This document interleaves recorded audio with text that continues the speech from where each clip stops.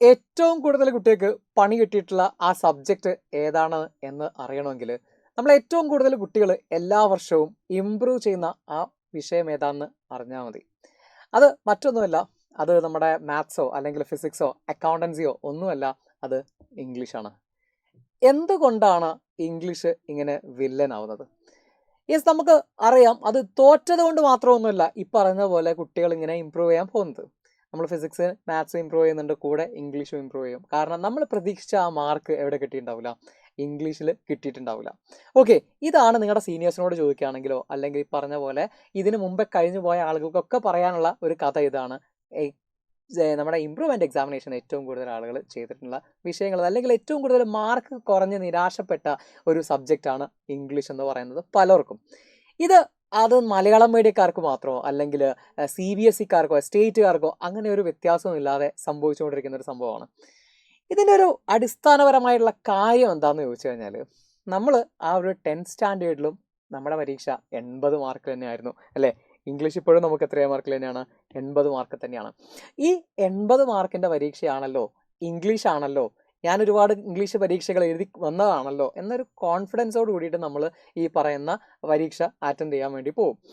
സ്വാഭാവികമായിട്ടും നമ്മുടെ higher secondary എന്ന് പറയുന്നത് കുറച്ചുകൂടെ ഒരു ഹയർ ലെവലുള്ള എക്സാമിനേഷനാണ്.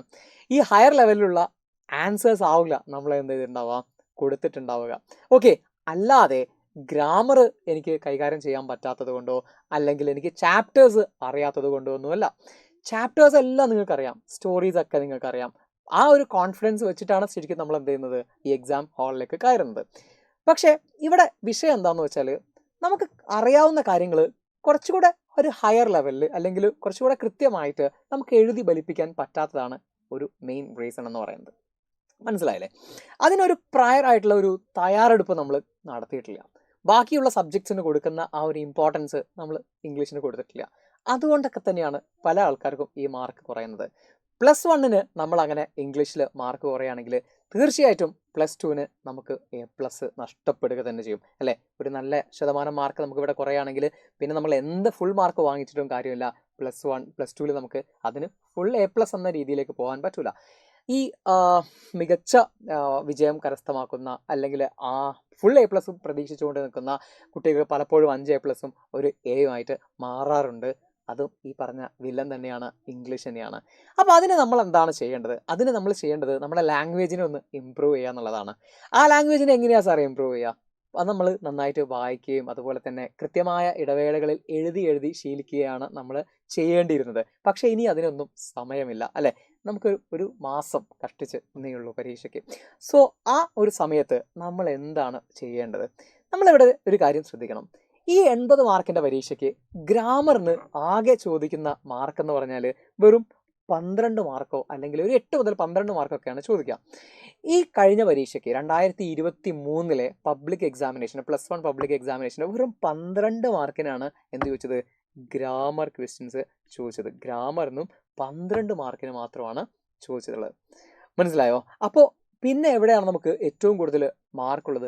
ഏറ്റവും കൂടുതൽ മാർക്കുള്ളത് ഈ പറഞ്ഞ ഡിസ്കോഴ്സസ്, ഈ പറഞ്ഞ അവർ പ്രിസ്ക്രൈബ് ചെയ്തിരിക്കുന്ന ഡിസ്കോഴ്സസ്, അതുപോലെ തന്നെ ഗ്രാമർ കാര്യങ്ങൾക്കൊക്കെയാണ് മൊത്തത്തിൽ മാർക്ക്. പക്ഷേ ഈ പറഞ്ഞ ഡിസ്കോഴ്സസിനാണ് ഏറ്റവും കൂടുതൽ മാർക്ക് വരുന്ന ആ ഏരിയ എന്ന് പറഞ്ഞാൽ 6 മാർക്കിൻ്റെ ഒരു ഏരിയ ഉണ്ട്. നമുക്ക് ഏകദേശം 6 × 5 30 മാർക്കാണ് നമ്മളവിടെ എഴുതിയെടുക്കാനുള്ളത്. ഓക്കെ, അപ്പോൾ ഈ 30 മാർക്കിൻ്റെ ഏരിയയും പിന്നെ ഏറ്റവും അവസാനം വരുന്ന 16 മാർക്കിൻ്റെ 2 ക്വസ്റ്റ്യൻസ്, 8 മാർക്കിൻ്റെ 2 ക്വസ്റ്റ്യൻസ് ചെയ്യുന്നതിൻ്റെ ഒരു ഭാഗമുണ്ട്.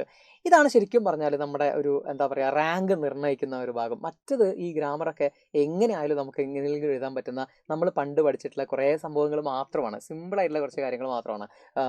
കഴിഞ്ഞ വർഷം ചോദിച്ചത് ഹാസും ഹാവും ഒക്കെ ഉപയോഗിക്കുന്നതും അതുപോലെ ടെൻസുമായി ബന്ധപ്പെട്ടതും അതുപോലെ ഇഫ് ക്ലോസുമായി ബന്ധപ്പെട്ട ഒരൊറ്റ ചോദ്യമൊക്കെ വളരെ ഈസി ആയിട്ടുള്ള ഗ്രാമറാണ് ചോദിക്കാറ്.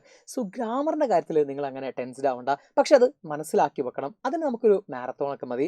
ഓക്കെ, ഒരൊറ്റ ക്ലാസ്സൊക്കെ കേട്ടാൽ തന്നെ നമുക്കത് പെട്ടെന്ന് ടാക്കിൾ ചെയ്തെടുക്കാൻ പറ്റും. ഇന്നത് വന്നാൽ ഇന്നതാണ് എന്നൊരു ഒരു കത്തൽ നമുക്ക് ഉണ്ടായാൽ മതി. പക്ഷെ നമുക്ക് വേണ്ടത് എന്താണ്? ഏതെല്ലാം ചാപ്റ്റേഴ്സ്? 19 ചാപ്റ്റേഴ്സാണ് നമുക്ക് പഠിക്കാനുള്ളത്. എവിടെ? +1 എക്സാമിനേഷന് 19 ചാപ്റ്റേഴ്സാണ്. 6 യൂണിറ്റുകളിലായിട്ട് 19 ചാപ്റ്റേഴ്സാണ് പഠിക്കുന്നത്. ഈ ചാപ്റ്റേഴ്സിന് എങ്ങനെയൊക്കെയാണ് വെയിറ്റേജുകൾ ഉള്ളത് എന്ന് നമ്മൾ ആദ്യം പഠിക്കണം. പല ആളുകളും വിചാരിക്കുന്നുണ്ടാവും എവിടെ നിന്ന് തുടങ്ങണം, അവസാനം തുടങ്ങിയാലോ, അല്ലെ അതല്ല ഇനി ചോദിക്കാനുണ്ടാവുക ഏറ്റവും കൂടുതലും. എന്നാൽ ഏറ്റവും കൂടുതൽ മാർക്ക് വരുന്നത് ഏത് യൂണിറ്റ് നിന്നാണെന്ന് നമ്മൾ കൃത്യമായിട്ടും മനസ്സിലാക്കി വെക്കണം. ഏതൊക്കെ ചാപ്റ്റേഴ്സ് നിന്നാണ് ഏറ്റവും കൂടുതൽ റിപ്പീറ്റഡ് ക്വസ്റ്റ്യൻസ് ഉണ്ടാവുക, ഏതൊക്കെ ഭാഗത്തു നിന്നാണ് എസ്എ ക്വസ്റ്റ്യൻസ് വരിക, ഈ കാര്യങ്ങളെല്ലാം നമ്മളൊന്ന് അറിഞ്ഞു വെച്ചാൽ, ഈ ഒരു അവസാന സമയം നമ്മളൊന്ന് അറിഞ്ഞു വെച്ചാൽ, അതുപോലെ തന്നെ ഓരോ ഡിസ്കോഴ്സസും നമ്മൾ അറ്റൻഡ് ചെയ്യുന്ന സമയത്ത്, ഡിസ്കോഴ്സസ് എന്ന് പറഞ്ഞാൽ നമ്മളെ ഈ ലെറ്റർ റൈറ്റിംഗ് ആണെങ്കിലും ഈ ബ്ലേബ് റൈറ്റിംഗ് ആണെങ്കിലും ഗിവിങ് അഡ്വൈസ് ആണെങ്കിലും അതുപോലെ തന്നെ ജോബ് അപ്ലിക്കേഷനോ ഏത് ക്വസ്റ്റ്യൻ ആയിക്കോട്ടെ, ഈ ക്വസ്റ്റ്യൻസ് ഒക്കെ നമ്മൾ എങ്ങനെ ടാക്റ്റിക്ഫുള്ളി ഫുൾ മാർക്ക് വാങ്ങിക്കണം, ഇതാണ് നമ്മൾ ആലോചിക്കേണ്ടത്. ഇപ്പോൾ പ്രൊഫൈൽ എഴുതാൻ നിങ്ങൾക്ക് എന്തായാലും ഒരു ക്വസ്റ്റ്യൻ ഉണ്ടാവും അല്ലേ. കഴിഞ്ഞ വർഷം ഉറപ്പായിട്ടും ചോദിച്ച ഒരു ചോദ്യമാണ് പ്രൊഫൈൽ എഴുതാൻ. ഈ പ്രൊഫൈലിൽ ഒരു മാർക്ക് പോലും കുറയാതെ നമ്മൾ എങ്ങനെ കംപ്ലീറ്റ് ആയിട്ട് എഴുതാം, അതിനുള്ള ടിപ്സാണ് നമ്മൾ മനസ്സിലാക്കി വെക്കേണ്ടത്. ഈ എക്സാമിനേഷൻ എപ്പോഴും മക്കളെ ഒരു ട്രിക്കാണ്. ഈ ടെക്സ്റ്റ് ബുക്ക് കംപ്ലീറ്റ് പഠിച്ചവന് കിട്ടുന്നതല്ല ഫുൾ മാർക്ക് എന്ന് പറയുന്നത്. ഈ ടെക്സ്റ്റ് ബുക്ക് നമ്മൾ കംപ്ലീറ്റ് പഠിക്കൊന്നും വേണ്ട, നമ്മൾ അതിൻ്റെ ട്രിക്ക് മനസ്സിലാക്കിയാൽ മതി. അതിന് വേണ്ടിയിട്ട് നിങ്ങൾ ആദ്യം ചെയ്യേണ്ടത് എന്താണെന്ന് വെച്ചാൽ കുറേ ക്വസ്റ്റ്യൻ പേപ്പേഴ്സ് നമ്മൾ എന്ത് ചെയ്യണം, പഠിച്ചു വെക്കണം. ഒരു കുറച്ച് വർഷത്തെ ക്വസ്റ്റ്യൻ പേപ്പേഴ്സ് നമ്മൾ നോക്കി വെച്ചാൽ നമുക്ക് മനസ്സിലാവും എന്തെല്ലാം ചോദ്യങ്ങൾ, ഏതൊക്കെ ചാപ്റ്റേഴ്സ്, എത്ര വെയിറ്റേജ്, ഈ കാര്യങ്ങളൊക്കെ നമുക്ക് മനസ്സിലാവും. ഇതിനപ്പുറത്തേക്ക് ഒരു സംഭവം ഉണ്ടാവില്ല. അപ്പോൾ അത് മനസ്സിലാക്കിയിട്ടുണ്ടെങ്കിൽ ആ മനസ്സിലാക്കിയ കുട്ടിക്ക് എന്ത് ചെയ്യാൻ പറ്റും, കൃത്യമായിട്ടും മാർക്ക് വാങ്ങിക്കാൻ പറ്റും. ഓക്കെ, പിന്നെ നമ്മൾ പറഞ്ഞു തരുന്ന ചില ടിപ്സും വെച്ചിട്ട് നിങ്ങൾ എന്ത് ചെയ്യുക, ഒന്ന് വലിച്ചു നീട്ടി ഒന്ന് വിശദമാക്കിയിട്ട് എഴുതണം. കുറച്ച് അത്യാവശ്യം നമ്മൾ എഴുതാനുണ്ട്. ഇതുപോലെ തന്നെ പല ആളുകൾക്കുള്ള സംശയമാണ് എത്ര എഴുതണം ഓരോ മാർക്കിനും. 8 മാർക്കിന് എത്ര പേജ് എഴുതണം, അല്ലെങ്കിൽ 6 മാർക്കിന് എത്ര പേജ് എഴുതണം, അതുപോലെ തന്നെ 5 മാർക്കിൻ്റെത് എത്ര പേജ് എഴുതണം, ഇതൊക്കെയാണ് നമ്മളെ ഡൗട്ട്സ്. ഇത് പലപ്പോഴും പ്രത്യേകിച്ച് നമ്മുടെ ഈ CBSE കാരൊക്കെ എന്ത് ചെയ്യാറുണ്ട്, കുറഞ്ഞു പോകാറുണ്ട് എഴുതുന്നത്.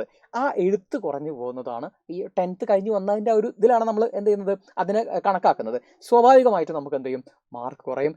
ആ ഒരു എത്ര എഴുതണം, അതുപോലെ അതിൽ എന്തെല്ലാം ഓരോ പാരഗ്രാഫിലും നമ്മൾ എന്തെല്ലാമാണ് എഴുതി വെക്കേണ്ടത്, ഓരോ ചാപ്റ്റേഴ്സിനും എന്തെല്ലാം ചോദ്യങ്ങളാണ് നമുക്ക് വന്നുകൊണ്ടിരിക്കുന്നത്, ഗ്രാമർ ഇന്നത് വന്നാൽ നമ്മൾ എങ്ങനെ അതിനെ കൈകാര്യം ചെയ്യണം, അതുപോലെ തന്നെ ഏതെല്ലാം യൂണിറ്റിൽ നിന്നാണ് ഏറ്റവും കൂടുതൽ വെയിറ്റേജ് ഉള്ളത്, ഇതെല്ലാം നമ്മൾ പഠിച്ചു വെച്ച് കഴിഞ്ഞാൽ, ഇതെല്ലാം നമ്മൾ മനസ്സിലാക്കി വെച്ച് കഴിഞ്ഞാൽ ഉറപ്പിക്കാം നിങ്ങൾക്ക് A+, അല്ലെങ്കിൽ ഈ പറഞ്ഞ പോലെ നിങ്ങൾക്ക് ഏറ്റവും മികച്ച മാർക്കിലേക്ക് നമുക്ക് എന്ത് ചെയ്യാൻ പറ്റും, എത്താൻ പറ്റും. അത് നിങ്ങൾ ഇനിയിപ്പോൾ എത്ര ഡൗൺ ആയി കിടക്കുന്ന ആളാണെങ്കിലും ശരി, നിങ്ങൾക്ക് അവിടേക്ക് എത്താൻ പറ്റും. പിന്നെ ഒരു കാര്യം കൂടെ, ഇതെങ്ങനെ ഇപ്പം നമ്മൾ മനസ്സിലാക്കുക, ഇത് മനസ്സിലാക്കി തരാനാണ് നാളെ കൃത്യം 7 മണിക്ക് നമ്മുടെ ലൈവ് ഉള്ളത്. മാരത്തോൺ ലൈവിനകത്ത് ഇംഗ്ലീഷിൻ്റെ ടീം നിങ്ങൾക്ക് വേണ്ടിയിട്ട് ചെയ്യുന്നത് ഇത്രയും കാര്യങ്ങളാണ്. നമ്മൾ ചെയ്യുന്നത് ഈ പറയുന്ന ക്വസ്റ്റ്യൻ പേപ്പേഴ്സിനെ വെച്ചിട്ട് നിങ്ങൾക്ക് കൃത്യമായിട്ടുള്ള ഒരു ക്ലാസ് നൽകുകയാണ്. ഏതൊക്കെ ചാപ്റ്റേഴ്സിനും വെയിറ്റേജ് വെച്ചിട്ട്, അതുപോലെ തന്നെ ഏതൊക്കെ ഗ്രാമർ, ഏതെല്ലാം ഏരിയാസ് നമ്മൾ ഫോക്കസ് ചെയ്യണം, ഓരോ ക്വസ്റ്റ്യൻ വന്നാൽ എങ്ങനെ അറ്റൻഡ് ചെയ്യണം, ഇപ്പോൾ ലെറ്റർ ആണെങ്കിൽ എങ്ങനെ എഴുതണം, അല്ലെങ്കിൽ ബ്ലേബ് എങ്ങനെ എഴുതണം എന്നതിനെക്കുറിച്ചൊക്കെ ഡീറ്റെയിൽ ആയിട്ട് നമ്മൾ എന്ത് ചെയ്യും, പറഞ്ഞുതരും. ഒരൊറ്റ ലൈവ് നിങ്ങൾ എന്ത് ചെയ്യുക, കാണുക, അടിപൊളിയായിട്ട് ഇരിക്കുക. അതുപോലെ തന്നെ എനിക്ക് പറയാനുള്ളത്, ഈ പറയുന്ന മോഡൽ എക്സാമിനേഷന് വളരെ സീരിയസ് ആയിട്ട് കാണണം. കാരണം പല ആൾക്കാരും അത് ക്ലാസ് മോഡൽ എക്സാം അല്ലേ, പബ്ലിക് എക്സാമിന് പഠിച്ചാൽ പോരെ, എന്തിനാ അവിടെ നമ്മൾ പഠിക്കുന്നതെന്നൊക്കെ വിചാരിച്ച് നിൽക്കുന്നുണ്ടാവും. പക്ഷേ നമ്മൾക്ക് ഉള്ളൊരു വലിയ പോരായ്മയാണ് എന്ത്, ഇതുവരെ പ്രാക്ടീസ് ചെയ്യാതെ വന്നു എന്നുള്ളത്. ഇനി നമുക്ക് അവസാനമായിട്ട് പ്രാക്ടീസ് ചെയ്യാനുള്ള, പരീക്ഷയുടെ മുമ്പ് അവസാനമായിട്ട് പ്രാക്ടീസ് ചെയ്യാനുള്ള ഒരു അവസരമാണ് ഈ മോഡൽ എക്സാമിനേഷൻ.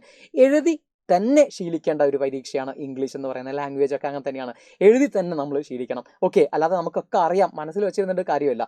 നമ്മൾ എഴുതി ശീലിക്കാനുള്ള ഒരു സമയം, ഒരു അവസരമാണ് നമ്മുടെ ഈ ഒരു പരീക്ഷ എന്ന് മനസ്സിലാക്കിയിട്ട് കൃത്യമായിട്ടും നിങ്ങൾ എന്ത് ചെയ്യുക, ഫോക്കസ് ചെയ്യുക, മെനക്കെടുക, ഒന്ന് ലൈവ് സൂപ്പറായിട്ട് കാണുക, കേൾക്കുക, മനസ്സിലാക്കുക. പരീക്ഷ ഹാളിൽ പോയിട്ട് ആ 2.5 മണിക്കൂർ കൃത്യമായിട്ട് നമ്മൾ എന്ത് ചെയ്യുക, ഉപയോഗപ്പെടുത്തുക. പബ്ലിക് എക്സാമിന് ഇരിക്കുന്ന അതേ ഹീറ്റിൽ ഇരുന്നിട്ട് എന്ത് ചെയ്യുക, അത് കംപ്ലീറ്റ് ചെയ്യുക. പ്ലസ് നമുക്ക് ഇത് കഴിഞ്ഞാൽ കിട്ടുന്ന ഒരു കോൺഫിഡൻസ് ഉണ്ട്, പേപ്പർ കിട്ടുന്ന സമയത്ത് നമുക്ക് കിട്ടുന്ന ഒരു കോൺഫിഡൻസ് ഉണ്ട്. ആ സമയത്ത് പരീക്ഷയിലേക്ക് പിന്നെ ദിവസങ്ങൾ മാത്രമേ ഉണ്ടാവുള്ളൂ. ആ സമയത്ത് നല്ല കോൺഫിഡൻ്റ് ആയിട്ട് നമുക്ക് പബ്ലിക് എക്സാമിനേഷന് പോകാൻ പറ്റും. അവിടെ മാർക്ക് കുറയുകയാണെങ്കിൽ നിങ്ങൾക്ക് എന്ത് ചെയ്യാം, നിങ്ങളുടെ ടീച്ചേഴ്സിൻ്റെ അടുത്ത് പോയിട്ട് ചോദിക്കുകയും ചെയ്യാം, എന്തുകൊണ്ട് എനിക്ക് ഈ ഒരു മാർക്ക് പോയി. അത് മനസ്സിലാക്കിയിട്ട് അടുത്ത പരീക്ഷയ്ക്ക് നമ്മൾ എന്ത് ചെയ്യണം, മുന്നേറുകയും ചെയ്യണം. അതിനൊക്കെ നമുക്ക് വഴിയൊരുക്കുന്നത് ഈ മോഡൽ എക്സാമാണ്. സോ ബി അലേർട്ട്, നന്നായിട്ടിരിക്കുക. കാരണം നിങ്ങൾക്ക് മുമ്പേ കഴിഞ്ഞു പോയ ഒരുപാട് ആളുകൾക്ക് മാർക്ക് നന്നേ കുറഞ്ഞു പോയ ഒരു സബ്ജക്റ്റാണ് ഇംഗ്ലീഷ് എന്ന് പറയുന്നത്. സോ അതിലൊരു പ്രശ്നം ഇനി ഉണ്ടാവാൻ പാടില്ല. അതുകൊണ്ട് കൃത്യമായി ഇരിക്കുക, ഫോക്കസ്ഡ് ആയിരിക്കുക. Thank you.